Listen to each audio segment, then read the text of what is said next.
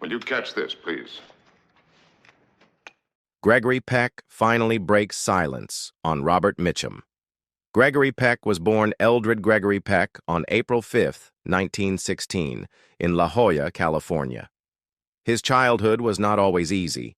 His parents divorced when he was just a young boy, and he was largely raised by his grandmother.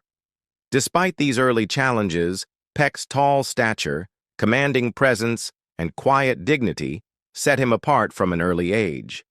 After attending San Diego State College, he transferred to the University of California, Berkeley, where he developed a strong interest in acting. It was here that Peck discovered the craft that would define the course of his life, and he soon decided to pursue it with conviction. In the 1940s, Peck began his career on the stage, and his dedication and natural talent quickly led him to Broadway. His performances caught the attention of Hollywood, and he made his film debut in Days of Glory, 1944. Audiences were immediately struck by his sincerity, his ability to portray characters with warmth and moral strength, and his striking physical presence. Within a very short time, Peck became a leading man, starring in classics like The Keys of the Kingdom, 1944, for which he earned his first Academy Award nomination, and Spellbound, 1945, directed by Alfred Hitchcock. As the 1940s and 1950s progressed, Peck's career soared.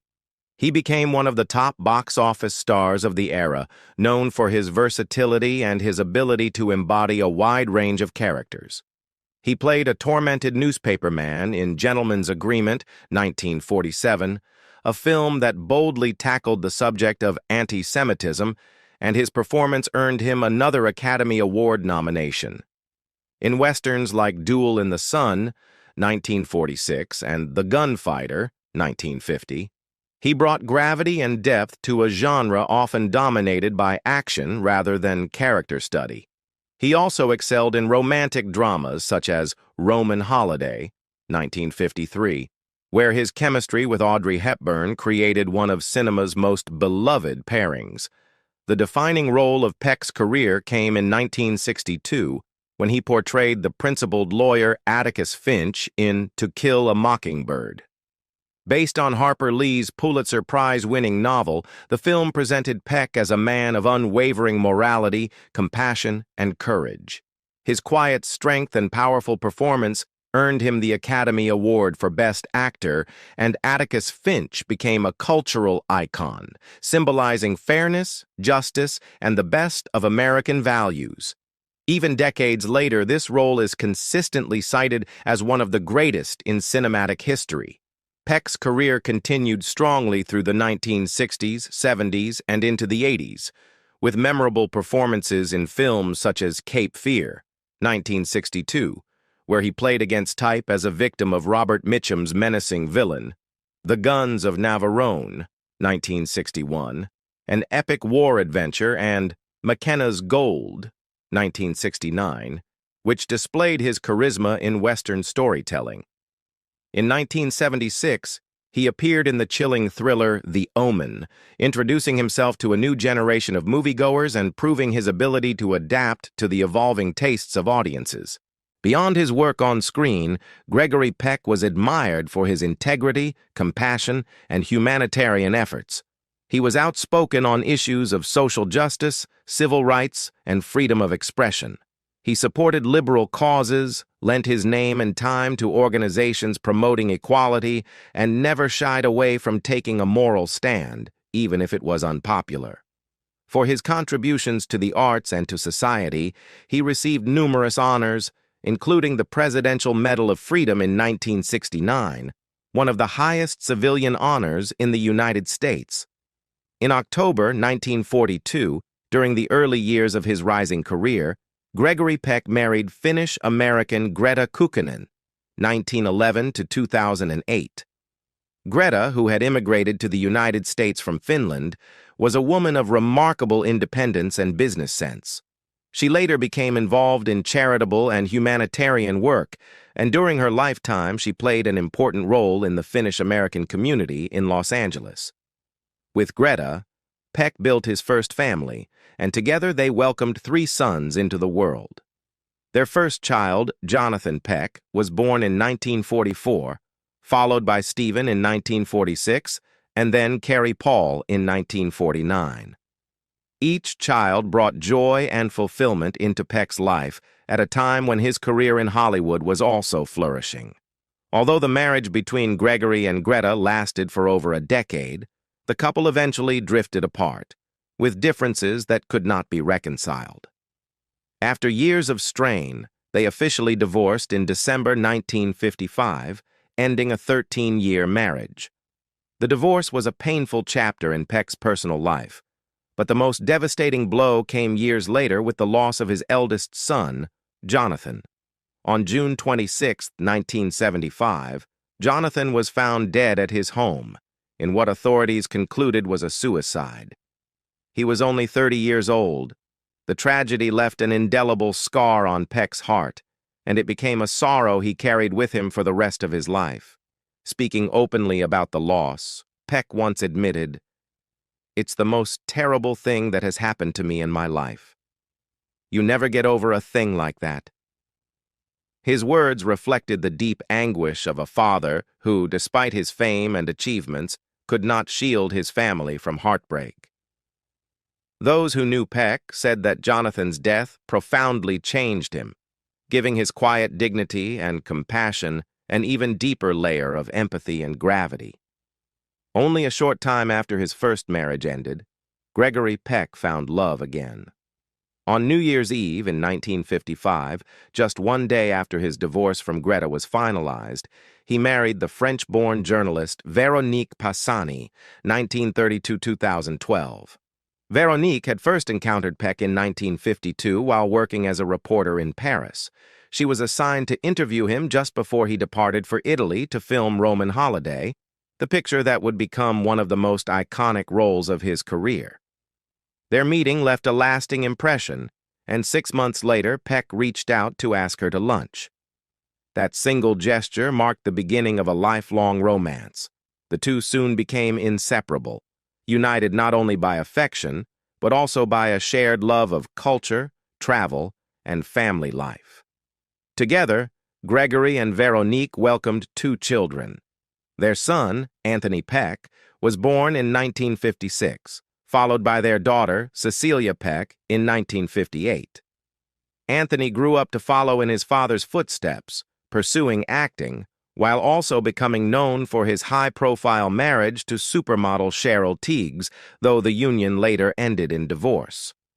Cecilia also embraced the creative arts, becoming an actress, producer, and documentary filmmaker, carrying forward her father's legacy of thoughtful storytelling. Unlike Peck's first marriage, his second union endured. Gregory and Véronique remained married for nearly half a century, from 1955 until his death in 2003.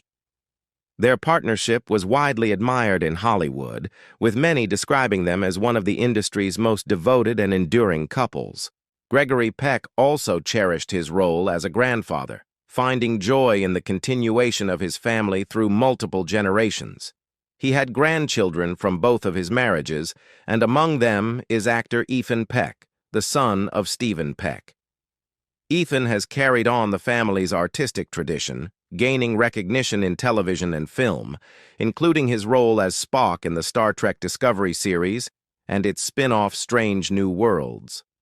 Through his children and grandchildren, Peck's legacy continues not only in Hollywood, but also in the values of integrity, compassion, and dignity that he embodied throughout his life. For years, Hollywood insiders and classic film fans speculated about the relationship between 2 of the greatest actors of their generation, Gregory Peck and Robert Mitchum. Both men were towering figures in cinema, embodying strength, integrity, and charisma in very different ways. Peck was often remembered for his noble, dignified screen presence, the ultimate symbol of moral authority in films like To Kill a Mockingbird. Mitchum, by contrast, carried with him a rugged, unpredictable energy, an actor whose cool detachment and quiet menace made him one of the most compelling stars of the mid-20th century.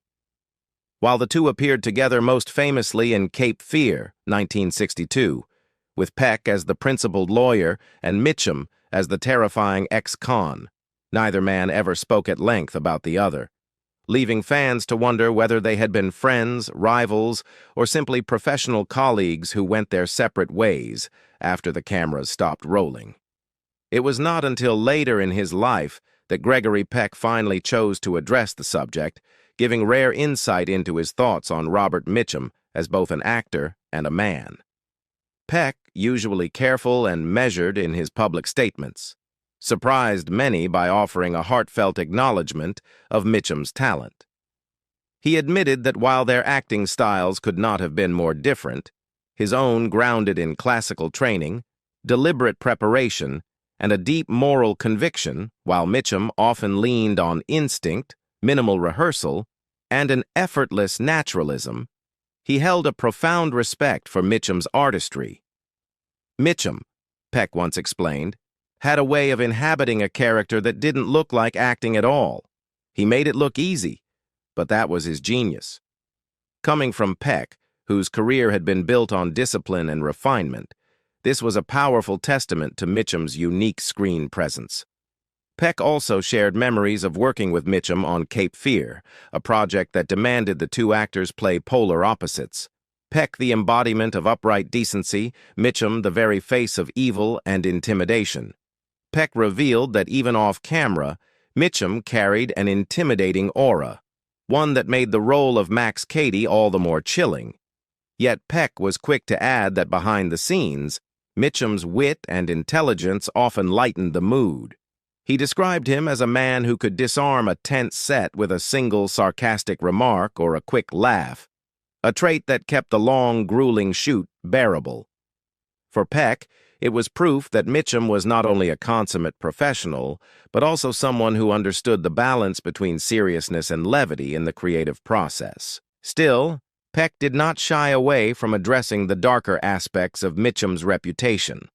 Known for his rebellious streak, brushes with the law, and indifference to Hollywood conventions, Mitchum had always been something of an outsider. Peck admitted that, as a man who valued order, family, and responsibility, he sometimes found Mitchum's lifestyle puzzling. However, rather than judging him, Peck seemed to admire Mitchum's refusal to conform. He was his own man, Peck explained. He never tried to fit into anyone else's idea of what a movie star should be. That takes courage, and I respected that about him. It was a striking admission, suggesting that the quiet lawyer of To Kill a Mockingbird and the brooding anti-hero of Out of the Past shared a mutual recognition of authenticity, even if they expressed it in different ways. In breaking his silence about Mitchum, Gregory Peck gave fans a rare window into the dynamic between two giants of cinema. He reminded audiences that Hollywood history is not just written in scripts or filmed in studios, but shaped by the complex relationships between the actors who bring those stories to life. Peck's words revealed admiration, curiosity, and even a touch of envy for Mitchum's effortless style, balanced with his own deeply held values of discipline and structure. In the end, what Peck conveyed most clearly was respect. Respect for a fellow artist whose legacy, like his own, would endure long after the lights of Hollywood's golden age had dimmed. On June 12, 2003, the world lost one of its most enduring and beloved screen legends when Gregory Peck passed away in his sleep at the age of 87. His death was attributed to bronchopneumonia, a serious lung infection that often proves fatal in elderly individuals, and it came after a long life filled with personal triumphs, professional accolades, and decades of influence both within and beyond the film industry. Peck's passing was not just the quiet end of a long career, but also the closing of a chapter in Hollywood's golden age, for he had been one of its most iconic figures, admired for his dignity, his commanding presence, and the moral authority he brought to nearly every role he played. Peck died at his home in Los Angeles, California, a city that had been central to his career and life since his early days as a young actor, struggling to make a name for himself in Hollywood.